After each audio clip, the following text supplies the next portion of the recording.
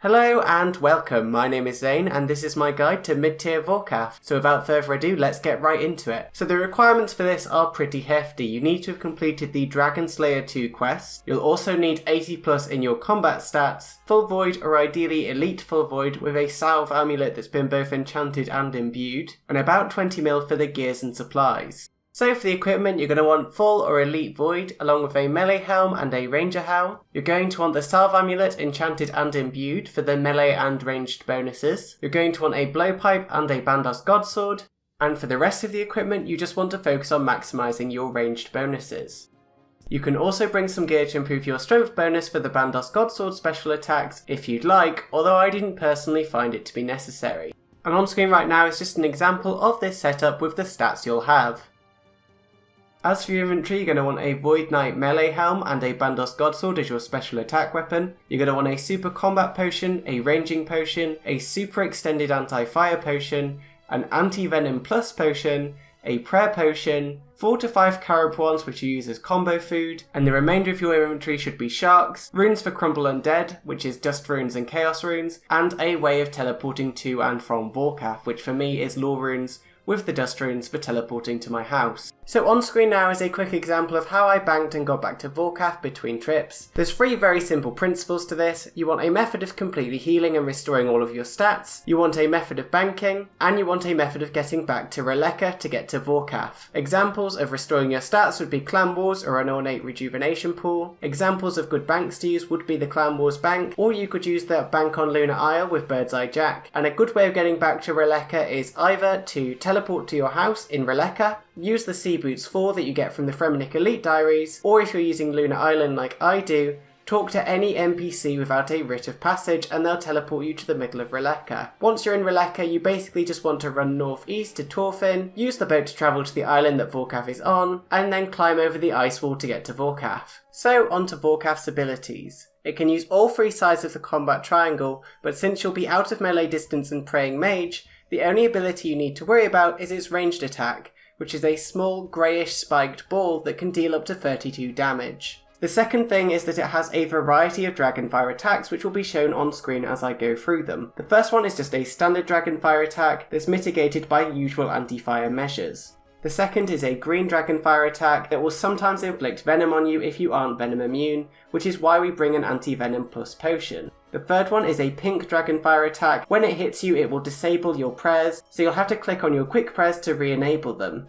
You'll want to set your quick prayers for this to Protect from Magic, Eagle Eye or Rigor, and the Preserve prayer. The final Dragonfire ability it has is that it shoots a ball of Dragonfire up in the air that's targeted at where you are standing when this ability is cast. If you're caught out still standing on that tile when it lands, it will basically one-shot you. If you're 1 tile away, it will deal 60 damage, and if you're 2 or more tiles away, it won't deal any damage to you at all. So the simple way of dealing with this ability is just to move 2 or more tiles away.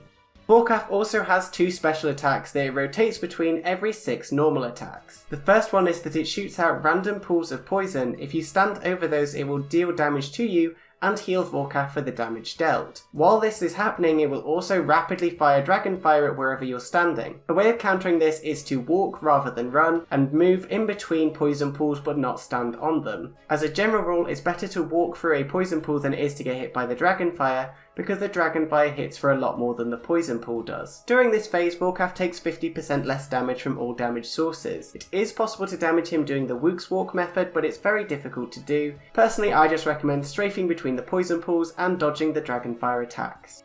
The second special attack that it rotates between is called Ice Dragonfire. It will cast a giant white Dragonfire attack at you. When it hits you, it will freeze you in place, and you won't be able to damage Vorkath at all. It will then shoot a small blue ball up in the air that will land somewhere in the arena. This is called a zombified spawn, and when it's activated, it will slowly begin walking towards you. If it manages to make it to your player without you killing it, then it will deal 60 damage to you, and you will then be freed. The way of countering this is to use Crumble Undead on the zombified spawn to instantly kill it before it manages to get to your player and deal damage. Once the zombified spawn has been killed by you casting Crumble Undead on it or by it dying, you can then proceed to attack Vorkath again.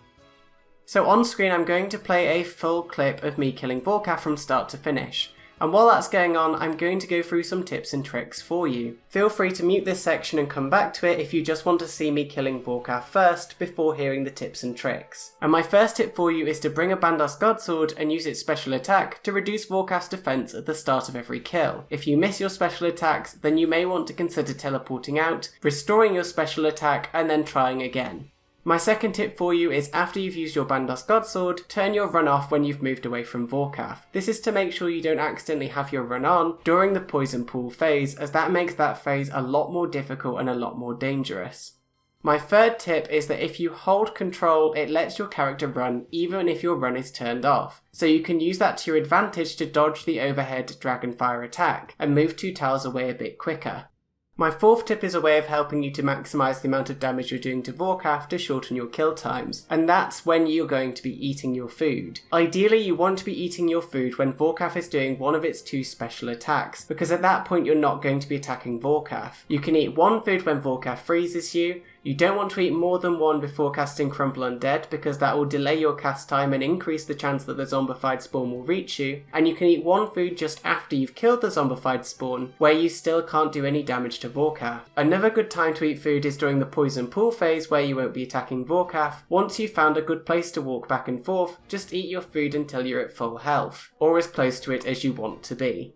My second to last tip is that you should sort out your F keys so that you can quickly toggle between your inventory, your special attack, and your magic book, so that when a zombified spawn comes, you can focus on moving your mouse over to it without having to move your mouse over to your magic book.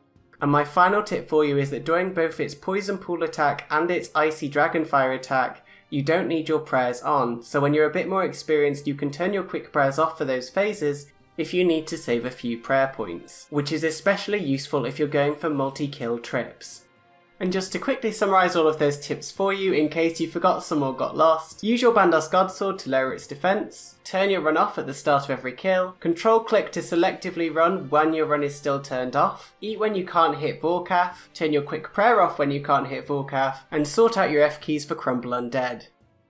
And that's my complete guide to mid-tier Vorkath. I hope you enjoyed and found it helpful. If you have any questions or comments, feel free to leave them down below. And if there's anything you'd like me to make a guide on, then feel free to drop me a line and I'll do my best to make it happen. With all that said, I hope you're having a nice day and I will see you next time. Bye guys.